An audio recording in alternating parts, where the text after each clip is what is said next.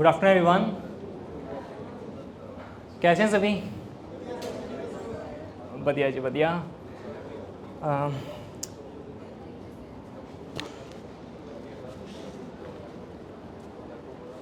Basically my self Rohit Kumar and मैं belong करते हैं एक छोटे से गांव से बठिंडा के, जिसका नाम शेखपुरा है, शायद आपने सुना भी ना हो। एंड अभी एक मैं कंपनी बिल्डअप कर रहा हूँ, एक स्टार्टअप बिल्डअप कर रहा हूँ जिसका नाम स्क्रोल AR है।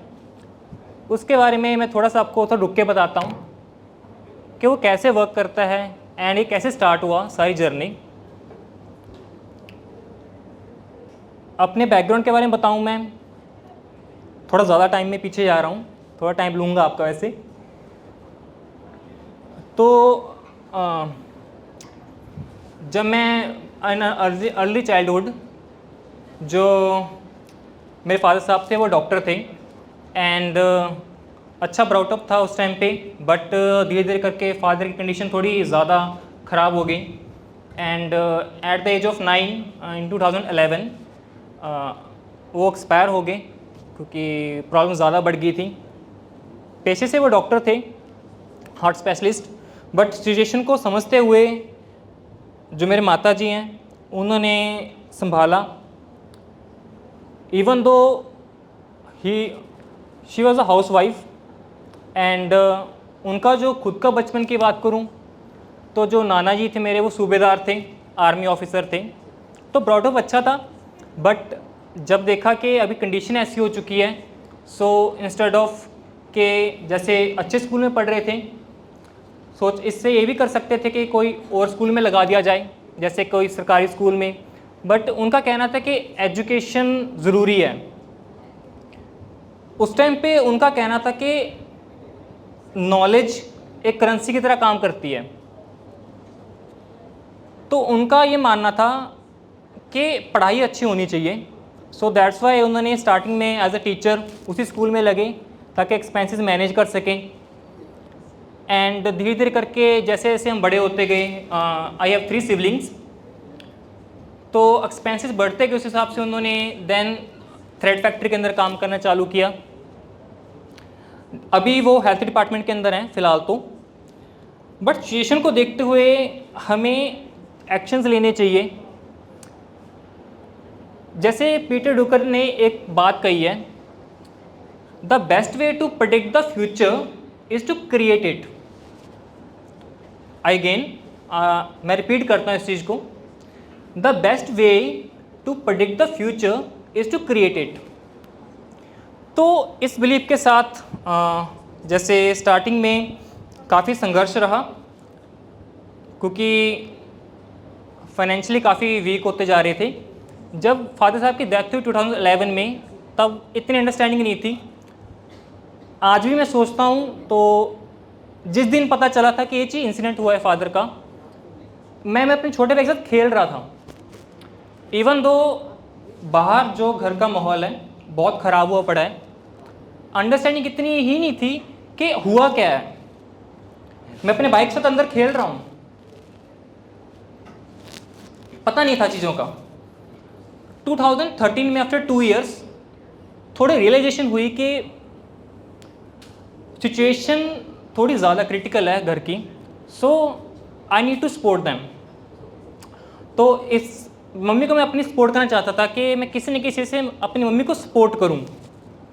तो मैंने सर्च करना स्टार्ट किया कि how to make money online. उसी टाइम पे मैं थोड़ा इंटरनेट के साथ इंट्रोड्यूस हुआ था, फेसबुक वगैरह पता चला था। एंड 2014 में मैंने एक अमाउंट अर्न किया था, 30 रुपीज़, देन 50 रुपीज़। मैं एक ऐसा बच्चा था जिसमें एक ये था कि कुछ ना कुछ अगर कर रहे हैं उसको बेस्ट वे से करें। कंडीशंस को समझना चाहिए, सिचुएशंस को उस हिसाब से एक्ट करना चाहिए। एक छोटी सी एग्जांपल लेके चलते हैं, मैं आगे भी रिपीट करूंगा इस चीज़ को। आप सभी देख रहे हैं इस तरफ, एक छोटी सी एक्सरसाइज करते हैं। आप सभी अपना हाथ ऐसे करिए। अच्छा, थोड़ा ऊपर हाई, थोड़ा ऊपर करिए, हाँ जी नीचे कर लीजिए। आप लोगों ने देखा होगा अभी भी, आप में से काफ़ी लोगों ने जब मैंने ऐसा कहा करने के लिए, फिर भी कईयों ने थोड़ा इतना से किया। हम कभी कभार चाहते हुए भी अपना 100% नहीं देते। जब हम दे सकते हैं, हम इसके लिए कुछ एफर्ट, ज़्यादा एक्स्ट्रा एफर्ट लगाने की ज़रूरत नहीं होती, इवन दो हम एफर्ट लगाते नहीं। ये चीज़ मुझे भी काफ़ी टाइम बाद रियलाइजेशन हुई थी इस चीज़ की। तो 2000 देन अगेन स्कूल में ऐसे था कि जितना हो सकता कि जो चीज़ें समझ ऐसे आने लगी, तो सोचा पढ़ाई, अगर मेरे पास अभी एक रास्ता बचा है जो मैं भी कर सकता हूँ, तो वो था एजुकेशन। तो सोचा इसमें अच्छा परफॉर्म कर लेते हैं। तो एक छोटी सी इच्छा रहती थी मेरी, हर बार जिस भी क्लास में जाता तो ये रहता था कि जो भी स्ट्रिक्ट से स्ट्रिक्ट टीचर है उसका फेवरेट स्टूडेंट बन जाऊँ मैं। एक छोटा सा रहता था कि जो भी जितना खतरनाक टीचर है, इससे डरते होते हैं, मेरी कोशिश रहती थी उसका फेवरेट स्टूडेंट बन जाऊँ मैं। उसमें सक्सीडेड रहा, स्टेज पे जाने की कोशिश करता था कि अपना डर खोल दूँ मैं। इसी चक्कर में एक बार कुछ बोलने के लिए नहीं था, बट टीचर्स ने कहा, जब फर्स्ट टाइम मैं कॉलेज में गया, जूनियर कॉलेज कह सकते हैं उसको आप, +1 में, तो टीचर ने कहा कि स्टेज पे कोई आ सकता है, आना चाहता भी लास्ट है, अगर कोई आके कहना चाहता तो प्लीज़ कह दो। तो मेरे पास कुछ कहने के लिए नहीं था, बट मुझे ऐसा था कि फर्स्ट टाइम कॉलेज में आया हूँ, मैं स्टेज पे जाना चाहता हूँ पर डर खोल दूँ। तो कुछ दिन पहले मैंने संदीप महेश्वरी की एक मोटिवेशन स्टोरी सुनी थी, उन्होंने बताया, जिसमें आप सबने सुनी होगी आई थिंक मे बी, कि ये भी होना पॉसिबल है इस वे से में भी। तो मैंने स्टेज पे आके वही बोल दी कि वही सारा रिपीट कर दिया मैंने, उसका जो मेन कॉन्टेक्स्ट था। बस चाहता इतना था कि स्टेज पे जाऊँ। देन 2015 की अगर बात करता हूँ मैंने यूट्यूब चैनल स्टार्ट किया अपना, क्योंकि सर्च करता रहा कि किस वजह से जनरेट हो सकता है अमाउंट के, ताकि सपोर्ट कर सकूँ अपनी फैमिली को। 2015 मैंने एक यूट्यूब चैनल स्टार्ट किया, एंड 2015 to 16 में मैं इस पे ऊपर फुली वर्क कर रहा था, एंड अराउंड मैंने 108 वीडियोज़ अपलोड की थी। एक टेक चैनल स्टार्ट किया था, जितनी भी चीज़ें सामने आ रही थी उनको बस पब्लिश करता जा रहा था। एंड उस टाइम पे आप शायद अभी भी सुना होगा कि मोनेटाइजेशन जानते हैं सभी। तो उस टाइम पे यूट्यूब की कोई पॉलिसी ही नहीं थी कि चैनल कौन सा मोनेटाइज होगा, सिंपली चैनल पे वीडियोस डालो, आप अर्निंग स्टार्ट हो जाती है। 2016 के अंदर चेंजेस काफ़ी आए, नॉलेज कम थी, गाइडलाइंस फॉलो नहीं हो सकी, स्ट्राइक्स काफ़ी आ गई, मैनेज नहीं कर सका, चैनल बंद हो गया। बट एट दैट टाइम मैंने 3000 रन किया उससे। देन अगेन मूव करते गए, 2016 से 2020 तक मैंने फोकस किया स्किल्स के ऊपर अगेन। इन बिटवीन जैसे वेब डेवलपमेंट हो गया, SEO हो गया, कंटेंट राइटिंग हो गया, अभी तक मैंने 4000+ आर्टिकल्स लिख चुका हूँ। एंड महीने में मैं 100+ आर्टिकल्स लिखता था। जब मैंने 2016 में मुझे पता चला था, इसके बाद यूट्यूब के बाद ब्लॉगिंग क्या होती है आप सब जानते हैं, ब्लॉग्स आर्टिकल्स आप पढ़ते भी होंगे, हो सकता है काफ़ी लोग यहाँ पे कंटेंट राइटिंग करते भी हों। तो उन स्किल्स के ऊपर काम किया, एज अ फ्रीलांसर वर्क किया, बट एक कोई अच्छा अमाउंट जनरेट नहीं हो रहा था। And in between websites building जब कर रहा था, तो नॉलेज कम होने की वजह से मैंने 15+ वेबसाइट्स ख़राब कर दी। जब ऐसा बार बार हो रहा था, वेबसाइट बनी ख़राब हुई, वेबसाइट बनी ख़राब हुई, क्यों? कभी डेटाबेस खुद से डिलीट हो गया, उसका नॉलेज कम थी इसीलिए। तो घर वालों को भी ऐसा होगा कि ये चीज़ छोड़ दो, बेटर है कि इस मिडिल क्लास ट्रैप से निकलने का एक ही तरीका है इस टाइम के लिए, थोड़ा हम क्यों ना आप एक गवर्नमेंट जॉब ले लो। तो प्रेशर ज़्यादा बढ़ने लगा, तो मैंने प्रिपेयर भी करना चालू किया था NDA के लिए। नॉलेज कम थी, अवेयरनेस कम थी, तो पता ही नहीं था कि किस वे से करनी है, एंड काफ़ी लेट इंट्रोड्यूस हुआ NDA से, तो 3 मंथ्स ही थे उस टाइम पे मेरे पास, तो क्लियर नहीं हो सका। मैथमेटिक्स अच्छा था, वो सही रहा, जो GK थी वो पार्ट बहुत वीक था, तो वो रह गया इसलिए। देन 2020 में मैंने प्रायोरिटाइज़ किया था काफ़ी चीज़ों को, कि अगर ये नहीं तो ये चीज़ कर लेंगे, ये नहीं तो ये चीज़।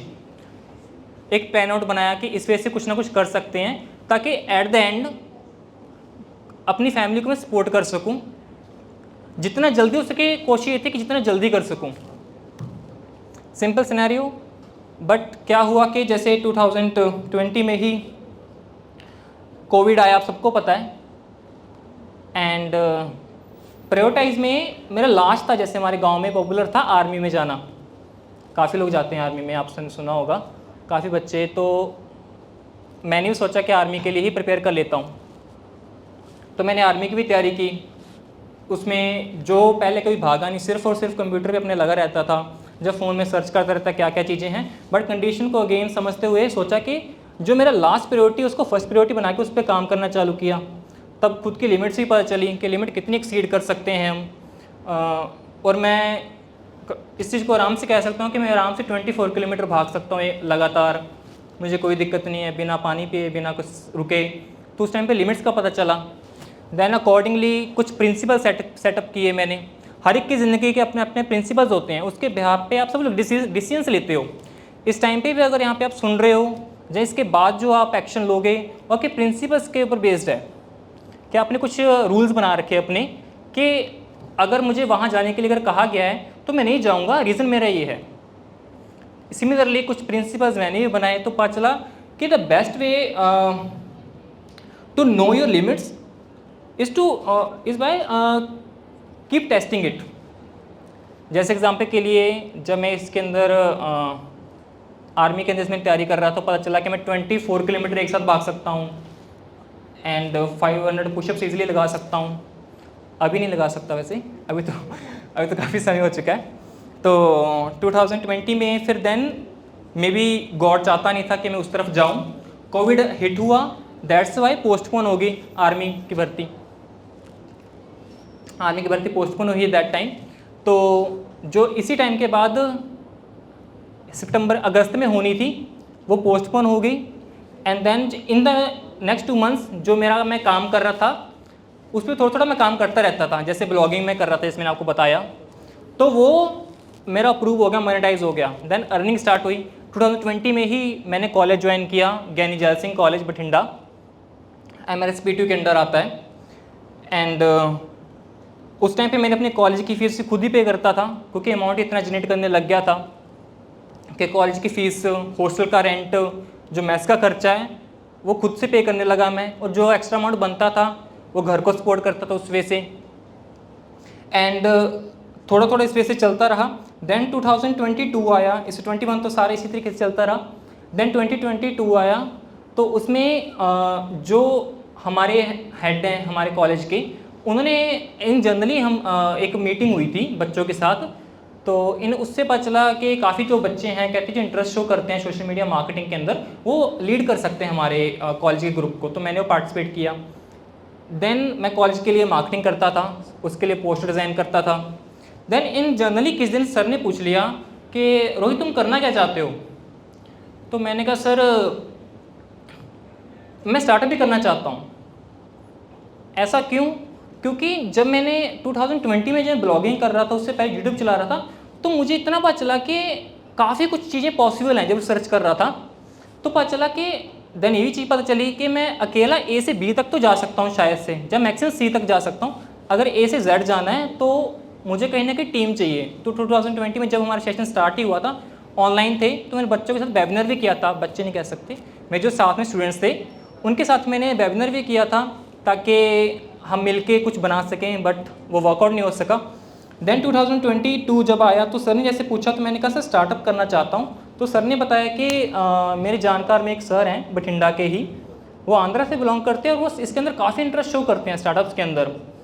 तो उन्होंने एक कॉम्पिटिशन ऑर्गेनाइज कराया जैसे सर ने बताया, तो उसके ऊपर फिर रिसर्च की कि क्या कर सकते हैं पॉसिबली।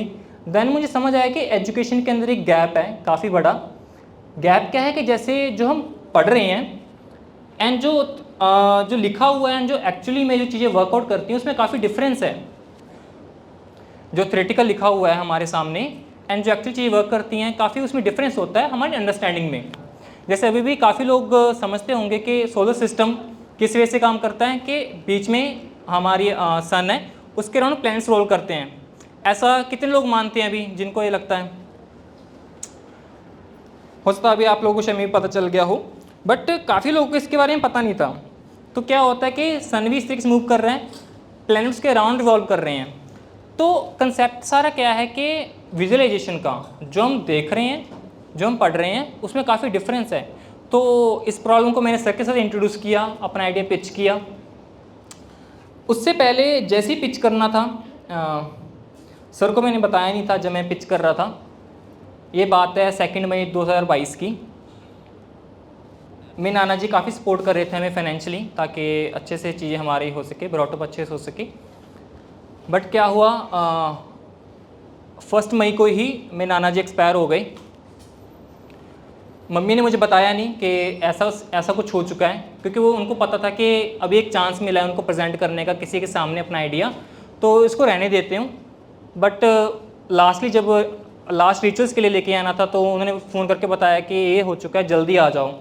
तो जब वहाँ पे गया, सिचुएशन मम्मी को उस टाइम पे खुद ही ज़रूरत थी संभालने की, तो उनको संभाला। पर जैसे ही थोड़ा उनको होश आया, उन्होंने कहा कि तुम वापस जाओ। तो नेक्स्ट डे जैसे मैंने बताया 2 मई को होना था इवेंट सारा, उससे सिर्फ आधे पौने घंटे पहले पहुंचा वहाँ पे। तो जो हमारे डायरेक्टर थे उन्होंने कहा कि लेट क्यों, तो मैंने बताया कि सर ये बात हो गई थी। तो उन्होंने कहा कि कोई बात नहीं, काम करना, ये जो सिनेरियो है ना, जो तुम जहाँ पे इस मूवमेंट में आए हो, जिस मूवमेंट से आए हो, ये वहाँ पे बता देना अपना। मैंने कहा नहीं सर, मैं चाहता हूँ कि मेरे आइडिया के ऊपर हो, नॉट बिकॉज ऑफ सिचुएशन जो जिसमें गुजर रहा हूँ वो डिपेंड नहीं, मैं चाहता हूँ कि मेरे आइडिया के ऊपर सर इन्वेस्ट कर, अगर करना चाहते हैं तो सर को मैंने पिच किया। एंड आफ्टर 1 वीक सर का कॉल आया कि आप आइए, मिलते हैं, मिल के काम करते हैं। देन इस पे वर्कआउट करना चालू किया। उस टाइम से लेके लगभग 1.5 साल तक हमने इसके ऊपर, सर ने एनवायरनमेंट दिया, सर ने एक्सपोजर दिया। कभी भी कोई आता है इस चीज़ के रिगार्डिंग सर से डिस्कस करने के लिए, बिजनेस के रिगार्डिंग, जहाँ किसी भी चीज़ के रिगार्डिंग, तो सर मुझे अपने साथ बिठाते थे कि देखो इस वे से बात करनी है, इस तरीके से डील करना होता है। ये काफ़ी चीज़ें बताई एंड अपने आइडिया को नर्चर किया, ताकि जो आइडिया रियलिटी में कैसे आ सकता है। इसके अंदर फ्लॉज काफ़ी थे। अगर बच्चों के सामने ऐसी चीज़ लेके आनी है, एक विजुअलाइजेशन, जैसे मैंने कहा, एक सॉफ्टवेयर हमने बनाया इसके अकॉर्डिंगली, तो उसमें काफ़ी फ्लॉज थे। तो 1.5 साल उसके ऊपर वर्कआउट किया सर ने मेरे साथ। वो आइडिया को पूरा नर्चर करके हमने 2023 में सितंबर में हमने इसको रजिस्टर किया था।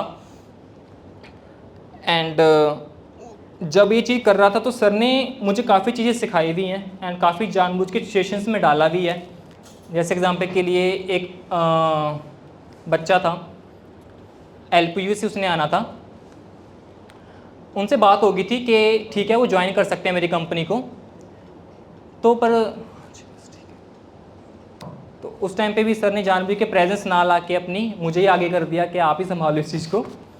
एंड अभी जो आइडिया है वो है, हम जिस आइडिया के ऊपर हम वर्कआउट कर रहे हैं, अभी हम टोटल 5 पीपल हैं, जिसमें से 2 लोग अभी जो हैं हमें ज्वाइन कर रहे हैं अक्टूबर के अंदर, जो कि हमने NIT इलाहाबाद से रिक्रूट किए हैं। एंड जो बाकी हैं वो LPU से हैं एंड अदर डिस्ट्रिक्ट, जैसे आंध्र प्रदेश से भी हैं हमारी टीम के अंदर, बिहार से भी हैं, MP से भी हैं एंड कुछ अभी UP से भी हैं हमारी टीम के अंदर।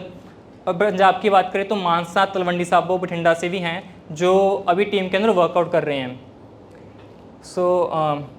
ये मैंने इसलिए लिखा था, मैं थोड़ा बता देता हूँ, सिर्फ मैक्सिमम 1 मिनट और लूँगा। इसका मतलब है नाइट इज़ यंग, का मतलब है never give up, go to the distance का मतलब है कीप गोइंग, कि कभी हार मत मानो, लगे रहो, चलते रहो एंड जो चीज़ आप कर रहे हो भगवान आपको उसके पास ज़रूर लेके जाएगा।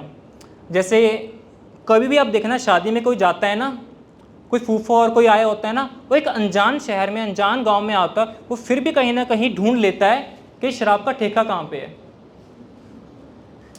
सिमिलरली अगर आप किसी आइडिया के ऊपर वर्क कर रहे हो, भगवान आपको वैसे लोगों से मिलवा ही देगा, ये मेरा मानना है।